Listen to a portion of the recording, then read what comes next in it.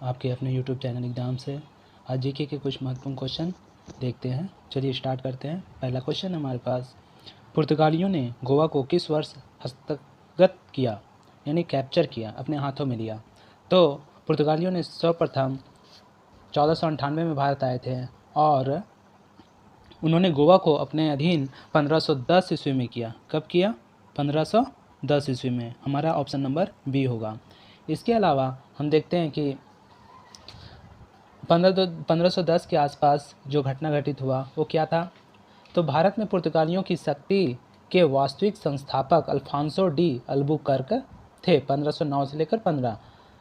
अब 1510 में बीजापुर के जो शासक थे आदिल शाही सुल्तान को गोवा से पराजित किया और उनसे उन्होंने गोवा को जीत लिया। नेक्स्ट क्वेश्चन है हमारा, भारतीय संविधान की पांडुलेखन कमेटी का चेयरमैन कौन था? तो पांडुलेखन कमेटी का चेयरमैन कौन था? तो A number doctor Rajendra Prasad, B number doctor Bhimrao Ambedkar और सी नंबर BN राव और डी नंबर जवाहरलाल नेहरू। कौन था?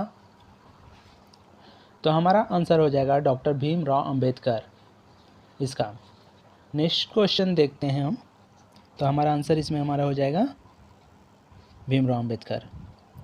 नेक्स्ट क्वेश्चन है हमारा, 1937 और 39 में कांग्रेस मंत्रिमंडल का नेतृत्व किसने किया था?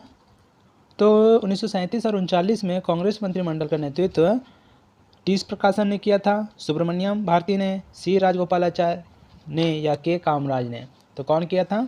तो उस समय सी राजगोपालाचार्य ने किया था हमारा। तो इसके बारे में हम कुछ डिटेल देखते हैं। तो हमने देखा कि जो राजगोपालाचारी थे वो कांग्रेस मंत्रिमंडल के 1937 और 39 में रहे थे, नेतृत्व करता थे, और भारत शासन अधिनियम 1935 ईस्वी में आया था और उसी के अंतर्गत प्रांतीय जो चुनाव हुए थे 1937 ईस्वी में 11 प्रांतों में से 5 में पूर्ण बहुमत से तथा 3 में संयुक्त सरकार बनाई। 3 प्रांत कौन कौन छोड़कर? तो बंगाल, पंजाब और सिंध को छोड़कर। प्रांतों के प्रमुख का जो प्रधानमंत्री कहा जाता था वो कौन थे? तो मद्रास के सी राजगोपालाचारी थे। नेक्स्ट क्वेश्चन है हमारा, तो इसमें हमारा आंसर राजगोपालाचारी। नेक्स्ट क्वेश्चन देखते हैं, सर्वोच्चता की अस्थायी शक्ति ब्रिटिश सरकार में निहित थी जिसका उपयोग उसने किसके संबंध में किया? तो जमींदार के संबंध में और देसी रियासतों या कृषकों या ईसाई मिशनरियों के द्वारा। यानी जो सर्वोच्चता की जो अस्थायी शक्ति ब्रिटिश सरकार में निहित थी तो ये मुख्य रूप से देसी रियासतों में। तो हमारा आंसर हो जाएगा इसमें देसी रियासत। नेक्स्ट क्वेश्चन देखते हैं हम,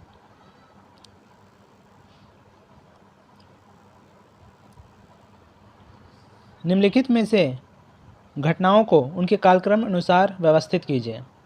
तो बताना है कि क्रिप्स मिशन कब आया, भारत छोड़ो आंदोलन है या व्यक्तिगत सत्याग्रह, उनका कालक्रम क्या रहा है।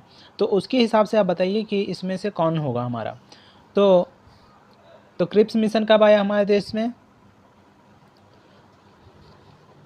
अगस्त प्रस्ताव कब आया, भारत छोड़ो आंदोलन और व्यक्तिगत सत्याग्रह कब हुआ? तो अगस्त प्रस्ताव 1940 में, लेकिन कब 1940? अगस्त 8 में आया। ठीक है। व्यक्तिगत सत्याग्रह जो हुआ था वो भी 1940 ईस्वी में हुआ था। एक चंपारण सत्याग्रह हुआ था जो 1917 ईस्वी में, और एक व्यक्तिगत सत्याग्रह हुआ था 1940 ईस्वी में। अक्टूबर 17 को ये व्यक्तिगत सत्याग्रह 1940 में संपन्न हुआ था। फिर क्रिप्स मिशन ये 1942 ईस्वी में, मार्च 1942 ईस्वी में, और भारत छोड़ो आंदोलन भी 1942 ईस्वी में, लेकिन अगस्त को हुआ था भारत छोड़ो आंदोलन। और एक चीज़ और, जो व्यक्तिगत सत्याग्रह है वो विनोबा भावे द्वारा, और पहला जो सत्याग्रही थे वो विनोबा भावे थे और जो दूसरा सत्याग्रही थे वो जवाहरलाल नेहरू थे। तो हमारा इसमें आंसर हो जाएगा, तो हमने देखा 2 1940 है, अगस्त प्रस्ताव हमारा ये 1940। फिर व्यक्तिगत सत्याग्रह, ये भी 1940। लेकिन ये 1940 में हुआ अगस्त प्रस्ताव, ये अगस्त प्रस्ताव अगस्त में हुआ था, और व्यक्तिगत सत्याग्रह हुआ था अक्टूबर में, ये 1942 में हुआ था ये दोनों। लेकिन क्रिप्स मिशन जो आया था, क्रिप्स मिशन जो आया था हमारा, वो कब हुआ था? मार्च में, और 1 अगस्त में आया था। क्रिप्स मिशन हमारा मार्च में आया था, ये मार्च में, और ये हमारा भारत छोड़ो आंदोलन आया था अगस्त में। तो हमारा इसमें आंसर हो जाएगा बी नंबर, 4, 3, फिर 1, फिर 2। नेक्स्ट क्वेश्चन देखते हैं। 142।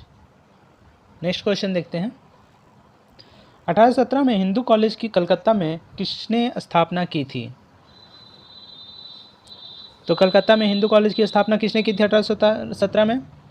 तो David Hare, B number William Jones, HD Prinsep, या हेनरी विवियन डेरोजिया। तो किसने किया था?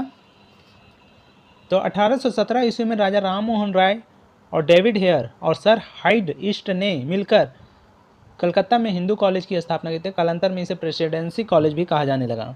यानी कौन? डेयर। 1817 में किसने किया था? डेयर ने। हमारा आंसर ये हो जाएगा। लेकिन इसमें कौन कौन मिले थे? 3 व्यक्ति मिले थे। पहला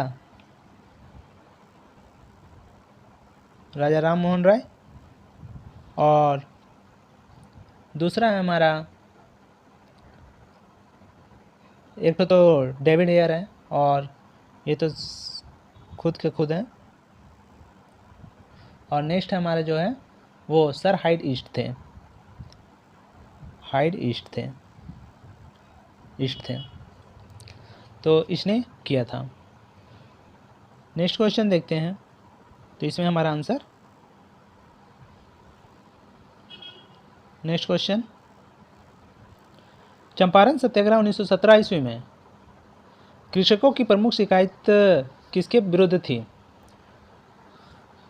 ए नंबर है अवाबों या गैर कानूनी करों के विरुद्ध, बी नंबर जमींदारों की दमन नीति, सी नंबर भू राजस्व की मांग, डी नंबर 3 कठिया व्यवस्था। तो किसके विरुद्ध थी? तो हमारा हो जाएगा अवाबों या गैर कानूनी करों के विरुद्ध, या जमींदारों। तो इसमें हमारा आंसर है डी नंबर 3 कठिया व्यवस्था, इसके विरुद्ध किया गया यह था। तो इसमें क्या था? तो चंपारण में जो किसान थे, जो चंपारण कहाँ पे है? बिहार में है। तो किसानों ने, अंग्रेज बागान मालिकों ने एक कर की व्यवस्था की थी, जिसके अंतर कृषकों को अपनी भूमि का 3/20वां भाग नील को खेती करने के लिए होती थी। यानी यदि ज़मीन का 20 भाग किया जाए, उसमें से 3 भाग पर आपको नील की खेती करना है, और जिसे 3 कठिया पद्धति कहा जाता था। इसी के विरोध में महात्मा गांधी के नेतृत्व में 1917 ईस्वी में चंपारण सत्याग्रह संपन्न हुआ। नेक्स्ट क्वेश्चन हम देखते हैं। भारतीय राष्ट्रीय कांग्रेस ने अपने किस अधिवेशन में मौलिक अधिकारों का प्रस्ताव पारित किया? तो कब किया था? तो मद्रास 1927 ईस्वी में मौलिक अधिकारों का प्रस्ताव कब पारित किया गया था? मद्रास 1927, लाहौर 1929, कराची 1931 या फैजपुर 1936। तो इसका आंसर हो जाएगा कराची 1931। तो क्या था कराची 1931 में? मौलिक अधिकारों तथा राष्ट्रीय आर्थिक कार्यक्रमों से संबंध प्रस्ताव पास किया गया। इस सम्मेलन में पास किया गया कराची प्रस्ताव कांग्रेस की मूलभूत जो राजनीतिक और आर्थिक नीतियों का दस्तावेज था यह।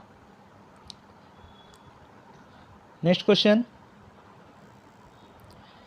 किसने तर्क प्रस्तुत किया कि औपनिवेशिक भारत के शासनकाल में अन्न औद्योगिकरण नहीं हुआ था? जो औपनिवेशीकरण हुआ था देश में, हमारे देश में, तो उसके कारण उसके शासनकाल में अन्न औद्योगिकरण नहीं हुआ था, ऐसा किसने कहा? ये तर्क किसने प्रस्तुत किया था? अमियो बागची, या फिर विपिन चंद्रा, सी नंबर है मॉरिस डी मॉरिस, या तोरो मोत्से। तो इसमें हमारा आंसर हो जाएगा C number Morris D Morris. Next question देखते हैं। 1917 में गांधी जी की अहमदाबाद मिल हड़ताल में हस्तक्षेप के कारण मजदूरों की आय में वृद्धि हुई थी। तो कितनी परसेंट की वृद्धि हुई थी मजदूरों की? A 25%, B number 30%, C number 35%, D number 40%। तो कितनी परसेंट की वृद्धि हुई थी? जो 1917 में एक चंपारण सत्याग्रह हुआ, दूसरा है अहमदाबाद में भी मिल हड़ताल हुआ, वहाँ पे भी हस्तक्षेप हुआ गांधी जी का, और जिसके कारण मजदूरों की आय में वृद्धि हुई। तो कितना? तो आंसर हो जाएगा हमारा ए नंबर 25%। कितना हो जाएगा? ए नंबर 25%। नेक्स्ट क्वेश्चन देखते हैं। किस अधिनियम के द्वारा ब्रिटिश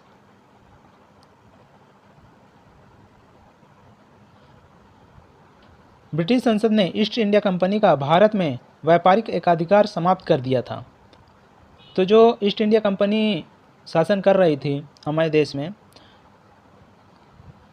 तो व्यापारिक एकाधिकार जो है वो समाप्त कर दिया था। मतलब व्यापार करने का जो एक तरफा अधिकार था उसको उसे समाप्त कर दिया था। तो किस रेगुलेटिंग एक्ट या चार्टर एक्ट के तहत वो किया गया था? तो पहला A regulating act 1773, charter act 1813, charter act 1833 या गवर्नमेंट ऑफ इंडिया एक्ट 1858। तो इसमें 1813 ईस्वी में चार्टर एक्ट 1813 में उसके एकाधिकार को समाप्त कर दिया गया था ईस्ट इंडिया कंपनी के। नेक्स्ट क्वेश्चन देखते हैं।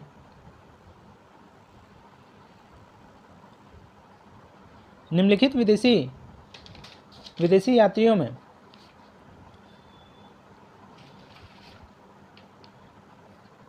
में किसने भारत में नील के विनिर्माण का वर्णन किया है? तो Ibn Battuta, Niccolo de Conti, William Finch या फिर पीटर मुंडी, किसने किया था? तो इसमें हमारा आंसर हो जाएगा सी नंबर, विलियम फिंच।